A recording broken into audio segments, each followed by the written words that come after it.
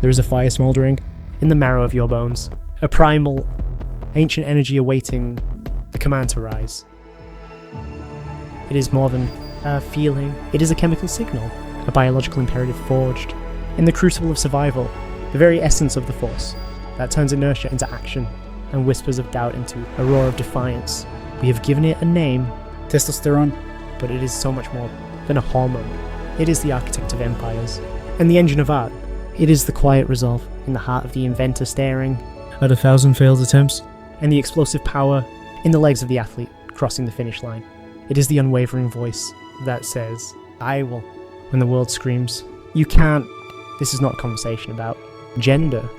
It is a conversation about the raw, untamed fuel of the human will to overcome, and it flows through you right now. A dormant river awaiting the signal to flood its banks and reshape the landscape of your life.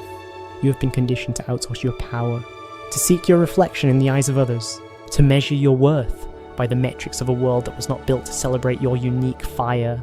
You have been told to be patient, to wait your turn, to quiet the storm inside. This advice, often given with the best of intentions, is a sedative for the soul. It dampens the very hormonal fire that is meant to propel you forward. The universe is not a queue you stand in. It is an ocean you command.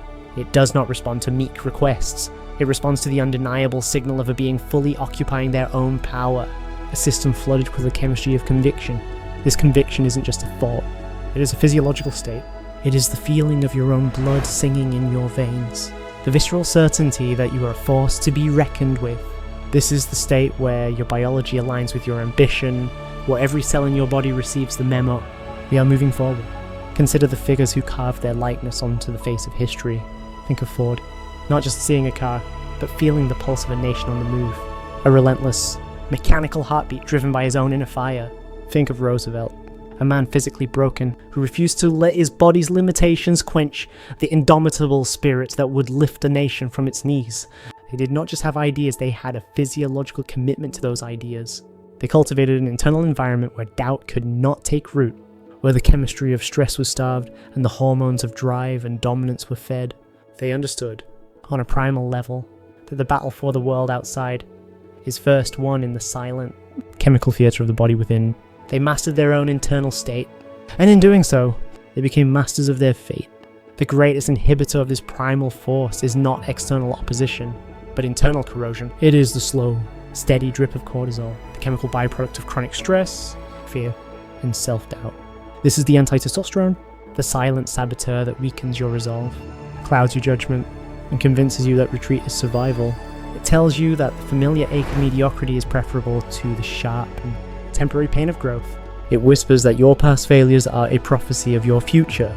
The scars you carry are signs of weakness, not symbols of strength. This internal enemy doesn't need to defeat you in a single, epic battle. It just needs to convince you to never fully show up for the fight. This internal corrosion is the epidemic of our time, a quiet plague spread through the invisible currents of the digital age.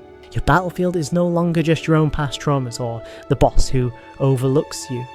It is the curated perfection you scroll through every single day, a relentless, intravenous drip of comparison designed to trigger a primal sense of inadequacy.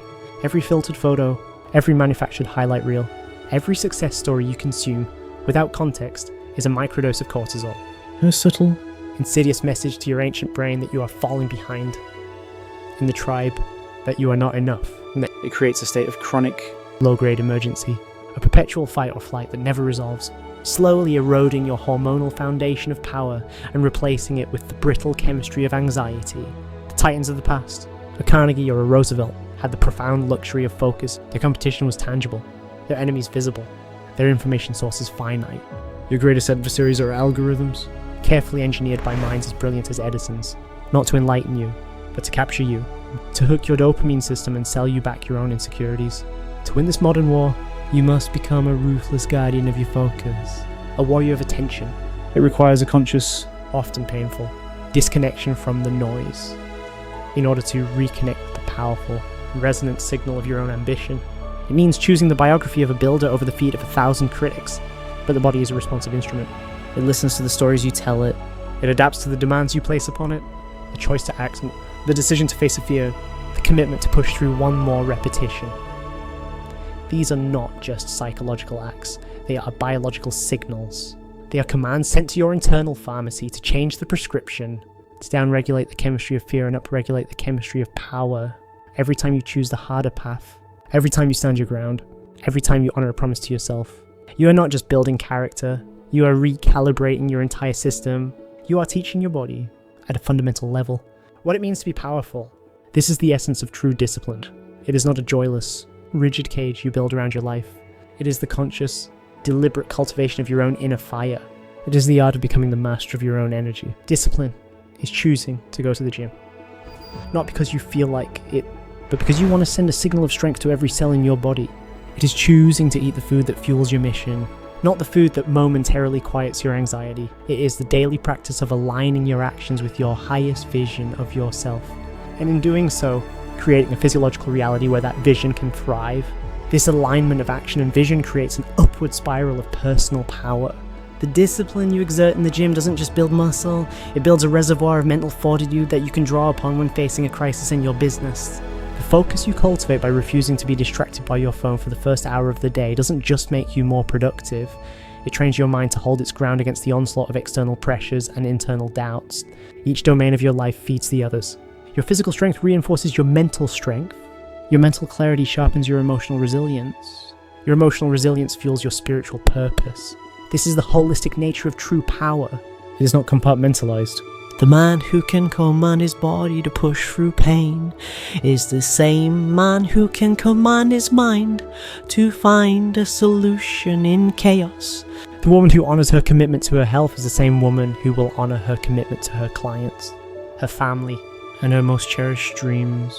You are not building a series of separate habits. You are forging an integrated character, a unified self whose power in one area amplifies their power in all areas.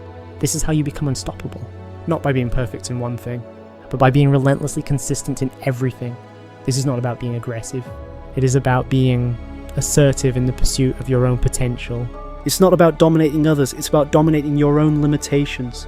It's the difference between a fire that rages out of control, destroying everything in its path, and a fire that is channeled through a forge, capable of turning raw iron into a tempered blade. The energy is the same, the application is everything. You are the forge master. Your will is the hammer. Your life is the blade you are shaping. So, how do you begin? You begin by declaring war on comfort. You begin by intentionally seeking out the things that challenge you, the things that make you feel a little bit scared. You start with the cold shower. You start with the workout that pushes you to your limit. You start with the conversation you have been avoiding. You start by making your bed in the morning. A small, simple act of imposing order on your environment that sends a ripple of command through your own mind. These are not random acts of self-improvement. These are calculated strikes against the forces of entropy and inertia. They are deposits in the bank of your own willpower. This declaration of war on comfort is not about self-flagellation. It is a process of strategic rewilding of the soul. Modern life, for all its dazzling conveniences, has domesticated us. It has softened our edges, dulled our instincts, and insulated us from the very environmental feedback loops that are biologically designed to make us strong and adaptable. The thermostat that keeps the temperature forever perfect, the delivery app that brings food to our door at the tap of a screen, the endless scroll that offers a constant numbing distraction from our own thoughts. They are all subtle conspirators in the atrophy of our will, the slow silencing of our inner warrior, by intentionally reintroducing benign, controlled stresses, the sting of cold water, the burn of a final rep, the vulnerability of a difficult truth. You are systematically reawakening dormant physiological pathways. You are reminding your nervous system how to adapt, your endocrine system how to surge with power, and your spirit how to not just endure, but to thrive on the edge of its capacity. This is the very definition of anti-fragility. A concept that separates the great from the good. You're not just resisting shocks, you are metabolizing them, using them as raw fuel, becoming stronger, more resilient, and more mentally agile with every calculated exposure to difficulty. You are consciously evolving from a fragile creature of comfort into a rugged architect of your own reality, able to withstand any storm because you have learned and relearned how to dance in the rain. Your vision is the blueprint, but this primal energy is the construction crew. You can have the most beautiful architectural plans in the world, but without the force to move the stone and raise the walls, it remains a fantasy. You must learn to summon this force on command. You must learn to recognize the feeling of it rising within you, the warmth in your chest, the clarity in your mind, the hum of readiness in your muscles, and you must learn to trust it. This is your biological inheritance, the gift of 1,000,000 generations who fought and survived so that you could be here, right now, with the power to choose your own path. Do not mistake this for a call to recklessness. This is a call to calculated courage. A call to build a foundation of resilience so strong that you can afford to take intelligent risks. The world does not reward the timid, it rewards the brave. And bravery is not the absence of fear, it is the decision to act in the face of fear. A decision powered by an internal chemistry that values growth over safety. Look at the life you are living right now. In what areas have you allowed the fire to burn low? Where have you accepted a truce with mediocrity? Where have you allowed the voice of doubt to drown out the roar of your own potential? That is your battlefield. That is where the work begins. It begins with a choice. A choice to stop waiting and start creating. A choice to stop wishing and start willing. A choice to stop being a passenger in your own life and to take the goddamn wheel. This fire is in you. It is you. It has been there all along, waiting for you to stop apologizing for its heat, to stop trying to smother its flames. Today is the day you give it oxygen. Today is the day you let it breathe.